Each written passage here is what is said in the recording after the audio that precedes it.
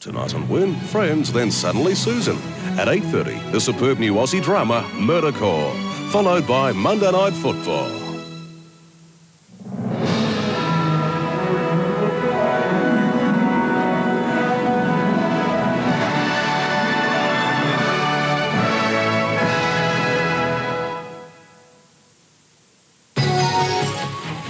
This morning on Daybreak, Bruce Burrell denies any involvement in the Kerry Whelan kidnapping. Federal Parliament resumes today with tax reform top of the agenda, and Michael Schumacher wins the Belgian Grand Prix. From National 9 News, this is Daybreak. Good morning, I'm Kim Watkins, filling in for Sharon, who's taking a very well-earned break. Bruce Burrell, the man whose property was searched by police investigating the kidnapping of Sydney mother Kerry Whelan, says it's simply freakish that he knows two women who have vanished without trace in the past 2 years. Mr Burrell has also told Channel 9's 60 Minutes that he met with Mrs Whelan before she went missing, but denies any involvement in her abduction. Bruce Burrell says he's a victim of circumstance, that he knew two women who happened to mysteriously vanish without trace. Absolutely. Freakish, without doubt. But yes, I knew both women. But apart from that, there's nothing more to it. Since mother of three, Kerry Whelan, was abducted in May, police have searched Mr Burrell's property near Goulburn. He was a former employee of Mrs Whelan's husband. Mr Burrell was also a family friend of Dorothy Davies. The wealthy widow disappeared in May 1995. Would you concede that it doesn't look good? Oh, I don't know if it looks... It doesn't look good without doubt. But because I've known them, doesn't mean I've had an involvement. Task Force detectives investigating the disappearance of both women described Bruce Burrell as a person of interest. Late last week, they executed a search warrant on the offices of 60 Minutes. Meanwhile, Mr Burrell has told a Sydney newspaper he's now terrified after an incident last Thursday morning. He reported to Goulburn police a car ran him off the road as he drove near his property. Mr Burrell says he was left badly shaken. Damien Ryan, National 9 News. Federal Parliament resumes today after the 2-month winter recess, and one of the big issues is certain to be the government's tax reform agenda, including the planned introduction of a goods and services tax. On that front, Treasurer Peter Costello has confirmed that income tax cuts will only come if the GST is allowed to go ahead. Recent opinion polls show a turnaround in voter support for a GST. One survey indicating 45% of Australians are now in favour of a goods and services tax. That's pleased Treasurer Peter Costello, who confirmed personal tax cuts and a GST will go hand in hand. This is a package which is not going to be split up in any way. It's got to be indirect tax, it's got to be income tax. But Mr Costello dismissed a report the government may introduce income tax cuts before the next election. Our tax policy is going to be put down before the next election and implemented after. While Labor continues its campaign against a GST, opposition leader Kim Beazley has backed away from including that position in ALP policy. I'm not sure that we ever get that specific on tax in policy statements ever in the past. And I doubt whether we'd get that specific on tax in the future. The government and the opposition are also preparing for another clash over native title and the Constitutional Convention when Parliament resumes again this week after a 2-month break. Flo Bitcon, National 9 News. Less than a week after the ACT's heroin trial was vetoed by federal cabinet, New South Wales Premier Bob Carr has called for a national summit on Australia's drug crisis. He's written to Prime Minister Howard telling him that national action is needed to help stop the growing death toll from drug abuse. According to the Premier, heroin has never been easier to get. A hit of heroin is now cheaper than a slab of beer, and that is one of the factors fueling our concern that's flooding into the country. In the wake of last week's federal cabinet decision to scrap a proposed heroin trial in the ACT, Mr Carr is calling for a national drug summit.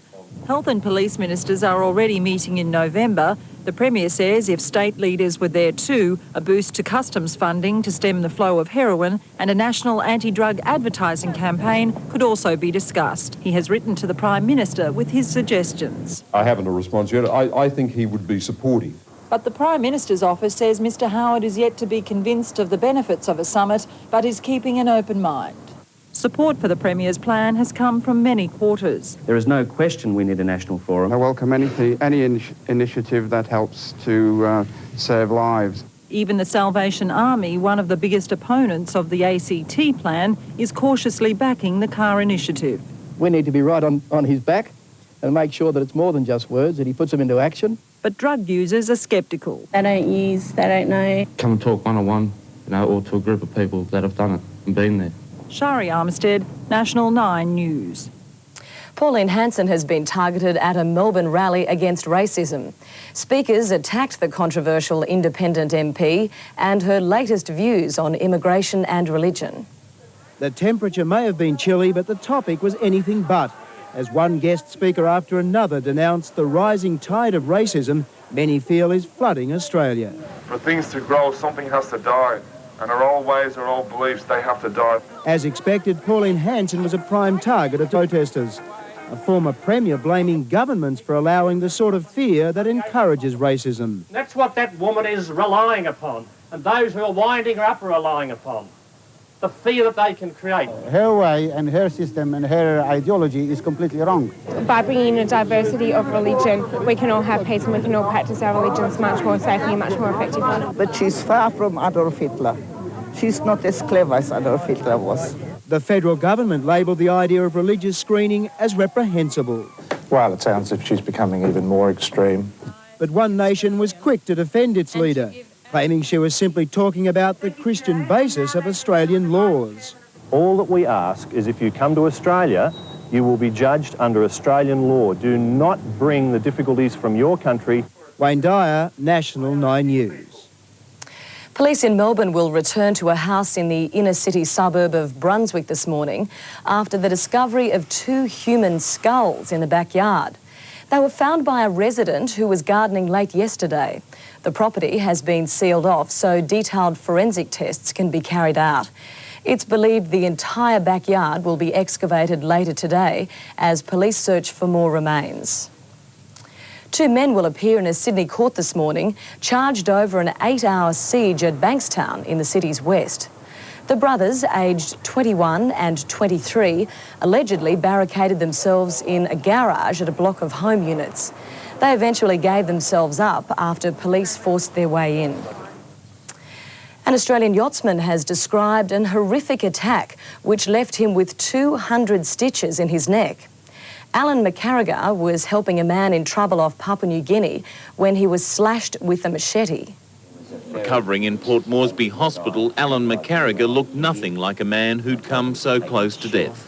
A narrow bandage concealing 200 stitches, the legacy of a machete attack which cut him from ear to ear. I was quite conscious of the fact that blood loss was my major problem. I stemmed the bleeding as much as possible with towels. McCarriger had anchored his 10-metre catamaran Calypso 2 in Milne Bay on Thursday when he received an unexpected visitor. He was in a sunken canoe. I helped him empty his canoe and then he lunged at me and he cut my throat. His attacker left him for dead. I was fortunate there was another boat nearby, an inter-island ferry, and they took me to shore. I made my way to hospital. The 200 stitches were inserted while Mr McCarriger was fully conscious. He was then airlifted by an RAAF Hercules to Port Moresby. Despite his ordeal, Alan McCarriger says this trip won't be his last. I'm quite well. In a few days I'll be up and raging, no problem. Paul Murphy, National 9 News. In finance news, our dollar is starting the week around 74 3/4 US cents.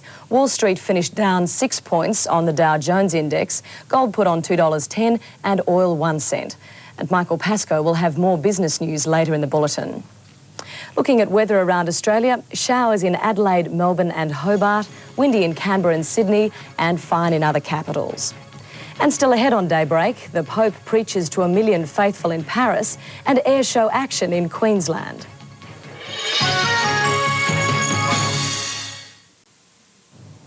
You're with Daybreak, and making headlines this morning, Bruce Burrell, the man questioned over the kidnapping of Kerry Whelan, has told Channel 9's 60 Minutes that he had nothing to do with her disappearance. Federal Parliament resumes today after a 2-month winter recess, with one of the big issues certain to be the government's tax reform agenda, including the planned introduction of a GST. And less than a week after the ACT's heroin trial was vetoed by federal cabinet, New South Wales Premier Bob Carr has called for a national summit on Australia's drug crisis. The Victorian government is being urged to reconsider the future of Melbourne's Essendon Airport after a council decision to sell off the complex next year. Nearby residents are also being asked to support a council campaign for another review of the airport's safety and viability. The City of Moonee Valley says the decision to sell off the freehold of Essendon Airport effectively hands planning control back to the state government. To make the sale more attractive, Canberra has asked for a covenant on the land to ensure it remains an airport. The council says that gives Premier Jeff Kennett a unique opportunity to reconsider the future of the complex. He is on record a number of times of saying that he does favour closure, and he really does say that because of the safety factors. Airport operators say they expect approval of the planning amendment, and they've dismissed calls for another review of the site. The arguments have all been put up before. They've all been discarded in the end. The airport is safe. But opponents claim the federal government has failed to release all information to potential buyers. They're trying to unload an unsafe airport onto unsuspecting bidders. The airport is expected to be sold by next June. Sally Pickering, National 9 News. Pope John Paul has wound up his trip to Paris with an open-air mass before more than 1 million people. The 77-year-old pontiff braved sweltering conditions to address young worshippers from around the world attending a 6-day Roman Catholic festival.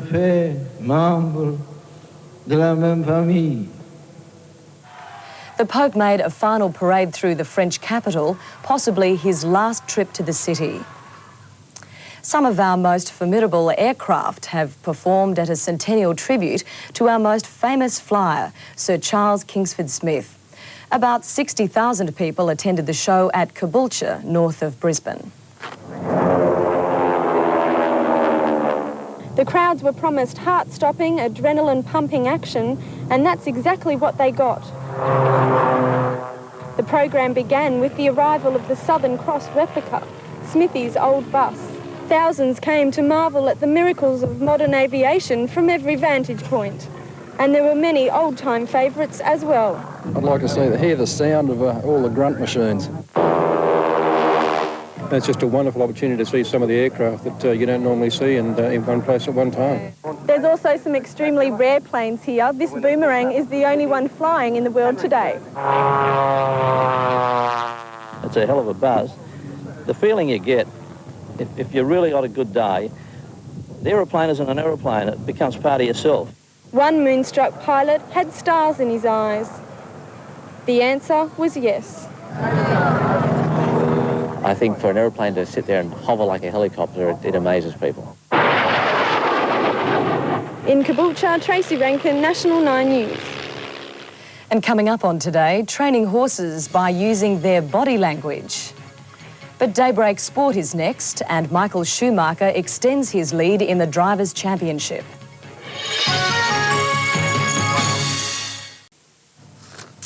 Aussie Pat Rafter has been defeated in the final of the ATP tournament in New York, going down to 5th-seeded Spaniard Carlos Moya in straight sets.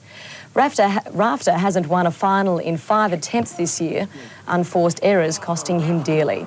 Moya won the match in a second-set tiebreaker. Greg Norman has a one-shot lead with only a handful of holes to play in the World Championship of Golf in Ohio. He leads American left-hander and defending champion Phil Mickelson. This is the putt that put Norman into the lead a short time ago.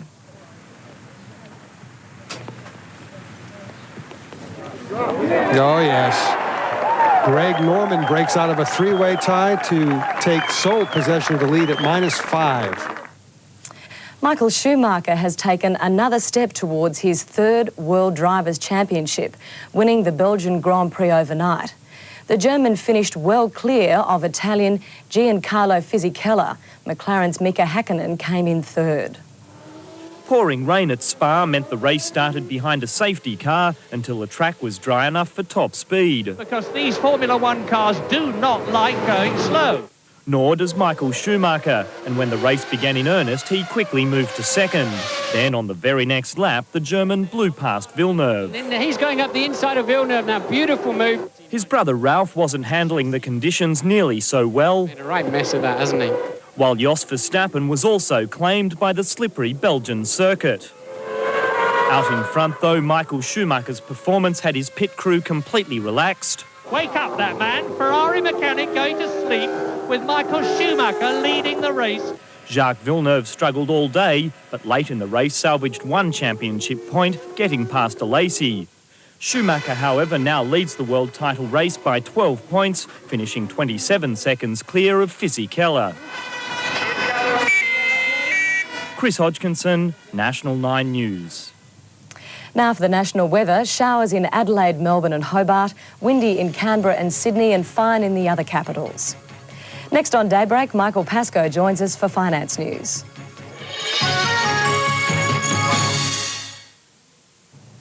Welcome back to Daybreak on Monday the 25th of August.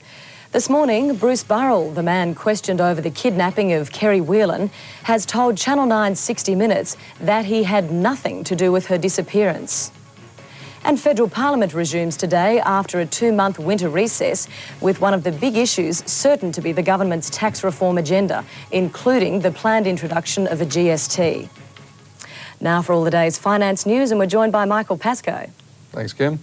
This morning, the volatility of Wall Street keeping all the world's markets on their toes, while domestically, the IT industry joins the pleas for tax breaks. Big finance story around the globe, though, is what the hell is Wall Street up to? The New York Stock Exchange capped a remarkable week's trading with an extraordinary last half hour on Saturday morning. After the previous weekend's 247-point loss, the Dow Index rallied more than 100 points for 3 days in a row, then dived more than 100 on Thursday night, leaving the jury really wondering about Friday night's session.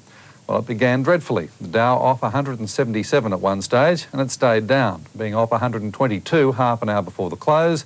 But in that half hour, the buyers came back and it finished just 6 points down. And such volatility and what it might mean has been the focus of much Wall Street comment, such as that of Jim Melcher, founder of Ballistra Capital, when he was interviewed on CNN's Moneyline. Volatility is nerve-wracking, but stocks aren't really down that much. Some of the big ones are down maybe 10 or 15%, but look at the run they've had. So people who have done well, but it's clear they're in very seriously overpriced stocks. Another interesting twist right now, in fact, later in the week, we saw the dollar go down 3 pfennigs, and that was enough to knock the legs underneath the bond market. But the dollar was moving up so high for 8-9 months that 3 pfennigs is really nothing. But that was enough to start a bit of a panic. Well, obviously, the market is looking for an excuse to pull back here. It's overreached itself. It's run way on beyond where it should for the level of earnings that the S&P is generating. I mean, you've rarely seen a PE ratio this high. You did in 1987, just before the crash. Of course, at that point, interest rates are rising, and now they're not. But on most bases, the Standard & Poor's is seriously overvalued. Price to book, price to dividend, we've never been in this territory before in our whole history. On PE ratio, it's very high. So on most measures, you're in dangerous territory. Ironically, though, the rest of the market looks pretty good. Cycom futures players took heart from the Wall Street comeback and lifted the share price index 17 points, despite the bills and bonds dropping 4 or so. US dollar improved a bit over the weekend, up to 118.25 on the yen. Our dollar's trading around 74 3/4 US cents to start the week, improving on the cross rates with the greenback, such as regaining the 88 yen level, if I can say it. Gold's put on $2.10 and silver's up 15 cents. Oil as good as steady, just down 1 cent on Saturday morning. US interest rates remained weak, the yield on the long bond rising to 6.65%. And that was no doubt a factor at the Dow. The Wall Street's finish off 6 points, as we said. The S&P down 1.5. The Dow was up 7 points for the week, though. The S&P ahead 22, with leading US funds manager Peter Lynch preaching good research and staying calm. All I know is the market goes down, good stocks go down, bad stock goes down. I just try and say, what's the company I'm doing? If I like this company and it goes from 8 to 4, if I know what they do and I know they have a good balance sheet, I'm not getting shaken out. If If I don't have any idea what this company does, I don't know what software is, if I don't know what networking is, if I don't know what a LAN is from a WAN, from a SHMAN, what do I do when the stock goes down? Do I flip a coin? Do I walk around the block? Do I call somebody on a psychic hotline? I mean, what do you do? If you don't understand the story, you're going to get beaten up. Always a chance of that. And the London market earlier on lost 77 points, very nearly. And it's back to you, Kim. Thank you very much, Michael. And coming up on Today, a rural industry protests in Canberra as Parliament resumes. But that's Daybreak for this Monday. I'm Kim Watkins. Join me again at the same time tomorrow morning. Until then, enjoy your day.